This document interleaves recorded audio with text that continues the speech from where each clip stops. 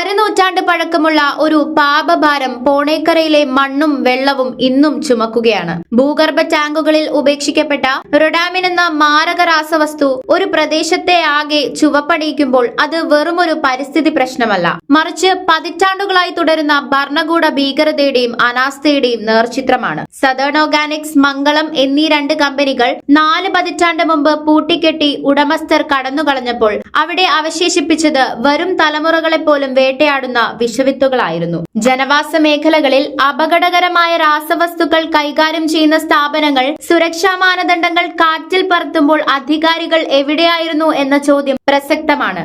മണ്ണും കുടിവെള്ളവും ചുവപ്പായി മാറിയിട്ടും ചെടികൾ പോലും വളരാത്ത വിധം പ്രദേശം മൃതമായിട്ടും സർക്കാർ പുലർത്തുന്ന നിശബ്ദത കുറ്റകരമാണ്.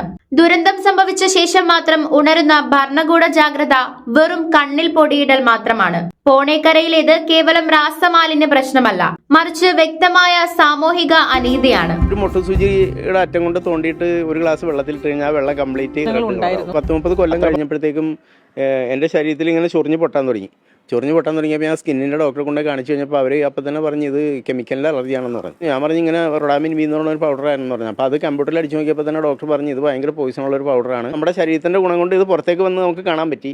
അതല്ലെങ്കിൽ കൂടുതൽ പേർക്ക് ഇത് സംഭവിക്കുന്നത് അകത്തേക്ക് വലിയാണ് ചെയ്യണം. അങ്ങനെ ഡോക്ടർ പറഞ്ഞത് അകത്തേക്ക് വലിഞ്ഞു കഴിഞ്ഞാൽ നമ്മൾ ലിവർ ക്യാൻസറും അങ്ങനെയൊക്കെ. ലാഭം കൊയ്ത് കടന്നുകളഞ്ഞവർക്ക് തണലൊരുക്കുന്ന നിയമവ്യവസ്ഥ രോഗശയ്യയിലായ സാധാരണക്കാരെ വിസ്മരിക്കുകയാണ്. ജനങ്ങളുടെ ജീവൻ പരീക്ഷണശാലയാക്കാൻ വിട്ടുകൊടുത്തവർക്ക് മാപ്പില്ല. അന്വേഷണ കമ്മീഷനുകൾക്ക് പിന്നാലെ പോയി സമയം കളയുകയല്ല ഇപ്പോൾ വേണ്ടത്. മണ്ണിൽ കലർന്ന രാസമാലിന്യങ്ങൾ ശാസ്ത്രീയമായി നീക്കം ചെയ്യുവാനും പ്രദേശവാസികൾക്കായി സമഗ്രമായ ആരോഗ്യ പരിശോധനകളും ദീർഘകാല പുനരധിവാസ പദ്ധതികളും നടപ്പിലാക്കുവാനും സർക്കാർ തയ്യാറാകണം. കുടിവെള്ളവും കൃഷിയും നഷ്ടപ്പെട്ട ജനതയ്ക്ക് അർഹമായ നഷ്ടപരിഹാരം ഉറപ്പാക്കുന്നതിനൊപ്പം നിയമലംഘനം നടത്തിയവർക്കെതിരെ വിട്ടുവീഴ്ചയില്ലാത്ത നടപടിയുണ്ടാകണം. ഇനിയും വൈകുന്നത് ആ പ്രദേശത്തെ ഒരു ശവപ്പറമ്പാക്കി മാറ്റുന്നതിന് തുല്യമായിരിക്കും. ജനങ്ങളുടെ ജീവനേക്കാൾ വലുതല്ല ഒരു ലാഭമെന്നും ഭരണകൂടത്തിന്റെ ഉത്തരവാദിത്വം ജനങ്ങളെ സംരക്ഷിക്കലാണെന്നും തിരിച്ചറിയേണ്ട സമയം അതിക്രമിച്ചിരിക്കുന്നു. News desk ZEDCO news.